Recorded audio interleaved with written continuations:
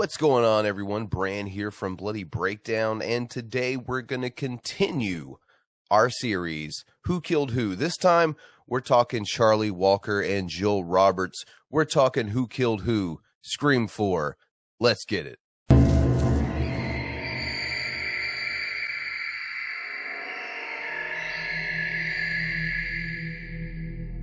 So I said last time I had a few kinks to work through in this one here for Scream 4 on who I think killed who between Charlie and Jill. But I think, which to be honest, a lot of them were toward the middle of the film, middle toward the end.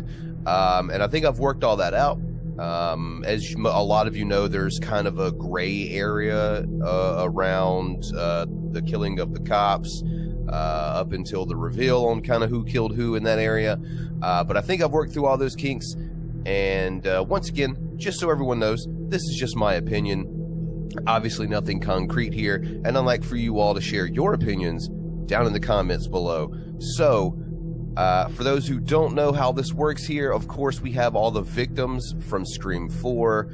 Marnie Cooper, Jenny Randall, Olivia Morris, Rebecca Walters, Deputy Haas, Deputy Perkins, Kate Roberts, and Robbie Mercer, and of course Trevor Sheldon.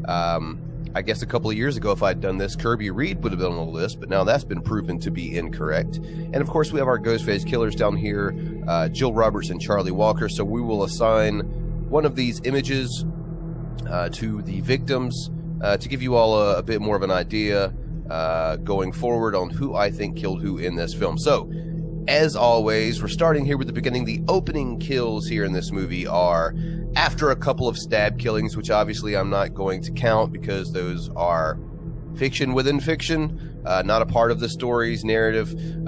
So we'll just we'll start off here with the first actual characters to die in Scream 4, Marnie Cooper and Jenny Randall. Now, as we'll find out later in the film, Jenny Randall was the girl who Trevor cheated on Jill with. Of course, that information is withheld from us here at the beginning for obvious reasons. I think that'd make things a little bit too clear if people were to know that. And in the original Scream, I made mention to the fact that I think Billy killed Casey, but I said that it wasn't, maybe it wasn't planned that way, and that Stu potentially could have wanted to take her out. Things didn't go that way, you know, smacked in the face with a phone and whatnot, which happened a lot to Stu in the original Scream, getting smacked in the face with a phone. So here I think the same thing was going to happen. I think that this was, Jenny specifically was Jill's kill. I think things went a little bit more swimmingly here than maybe Billy and Stu had. These two may have not been the fighters that Casey Becker was.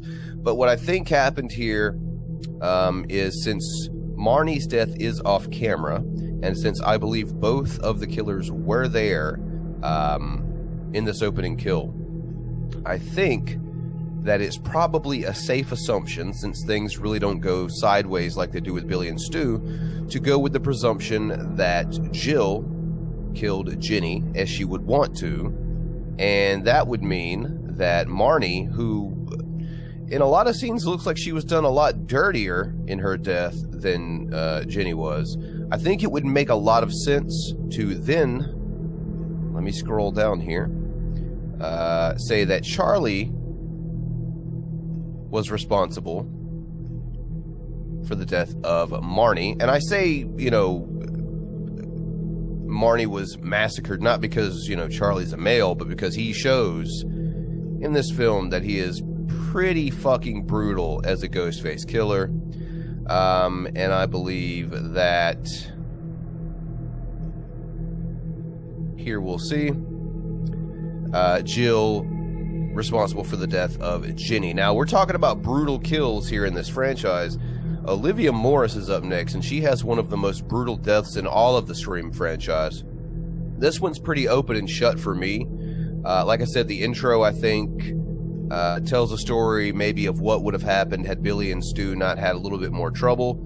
I think their plan would have been a little bit more similar to the opening of this fourth film. Now, like I said, getting back to Olivia Morris here, we know for a fact who killed Olivia.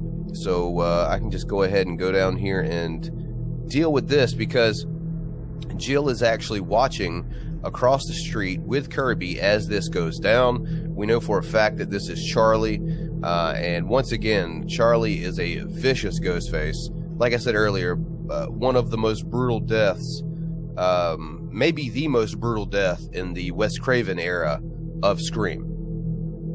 All right, so moving on here, we have Rebecca Walters. Now, this is one that I hear a lot of heated discussion about. I think I hear about Rebecca, the officers, Kate, even Robbie to a degree. The next several kills are kind of where we start getting into that shlum of there's so many different ideas, there's so many different ways that this could go, different people want and think so many different ways of these next kills. So I'm going to give you what I got. I believe that as far as Rebecca Walters is concerned, that Charlie is the killer. Now, I know a lot of people here think that it's Jill. You could totally be right. Once again, this is just my opinion. But I think with Jill's arm just being sliced, like, what, an hour max before this happened, I don't think that she's going to be able to, with a big gash in her arm, fresh as all fuck, not only do this kill, but then pick up Rebecca and be able to, roll her or throw her off the roof. And just the, once again, brutality of this kill. I think it is safe to say that Charlie Walker did this kill as well. Now, my Jill people, you're going to notice Charlie's already got a big advantage, 3-1 here. But I think that is about to change, because as far as the officers are concerned, I hear people argue about this one as well. But as far as I'm concerned, Jill was at home. Charlie was at the Stabathon. Those cops were in front of Jill's home. Who do you think did it? For me, it's always just made the most sense that Jill hadn't left yet, and that Jill is responsible for not one, but as you can see, one ghost face is on screen. Never cuts away. We see the death of both Haas and Perkins. So now it looks a little bit more even, right? A little bit more even. 3-3 here between Jill and Charlie as we move on later on here in the film. Now, here's one that I often hear a lot of people talk about too. Who killed Kate? Because in the end of the film, Jill says that, how fucked up is that? My own mother had to die. No big loss there. But she doesn't say she necessarily killed her. However, I think it's fairly obvious, to me at least, that given these events happened so soon after the deaths of Haas and Perkins, I think it makes the most sense that Jill also killed her own mother, which adds a lot of more layers to this fucked up ghost face that is Jill Roberts. The one that almost got away with it, maybe one of the craziest of all the ghost faces, Jill Roberts. So we are getting down to the nitty gritty here, and 2 more victims that aren't ghost faces here in this film. Up next, we're talking about Robbie Mercer himself, aka Daniel Matthews' son from Saw. So for me, just like Jill took out her own mother, I'm going to have to go ahead and put here that Charlie took out his own best friend. I think at this point in the party, just given how everything's lining up, where Jill is, or where she is right after the kill, things of that nature, I think it makes the most sense to put Charlie here just based on where they are, kind of like pieces to this puzzle here. Also, the fact that Charlie kind of, I guess, freezes, pauses whenever Robbie says, you can't, I'm gay. Which kind of took him aback, because not only is that his friend, but also he's using the excuse that the two of them had kind of cooked up in Cinema Club. So I think as far as my money goes, that is Charlie taking out his friend there right after Jill took out her mom.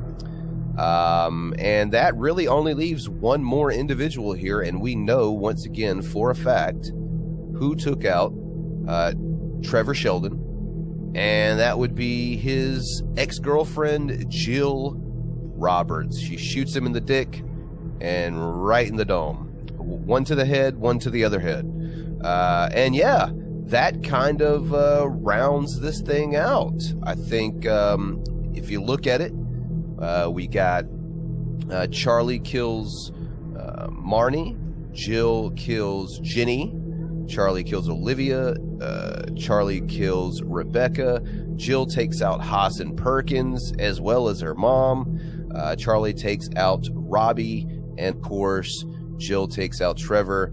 That's where I stand on Scream 4. And of course, Jill kills her own partner, Charlie, and Sydney shoots Jill right in the chest to kind of round out any deaths here in this film. But of course, we see all that go down. No masks there. So that's what I've got, folks. That's what I've got for Scream 4. Like I said earlier, though, I want to know what you all think. Leave your thoughts, your comments down below in the comment section. You think I nailed this one? Do you think I got it wrong? Whatever the case may be, let me know your thoughts down below in the comment section. Also, while you're there, check the description. A couple of links to follow me on Twitter, support the channel, things of that nature, and of course all the other YouTube stuff. Subscribe, notifications, like. You fine individuals know how this goes. So join me next week, folks, because I am going to be back once again taking a look at Scream 2022. We are going to put pen to paper and figure this all out. I'm kidding. I already know. I've kind of already got it worked out. I am going to watch the movie one more time before next week to make sure everything's in order. But yeah, join me for Scream 2022 next week, and the week after that we're going to be finishing up this series, at least for now, with Scream 6. So everyone keep your eyes peeled for that. Till then, I'm Brand from Bloody Breakdown, and this has been your Bloody Breakdown on Who Killed Who in Scream 4.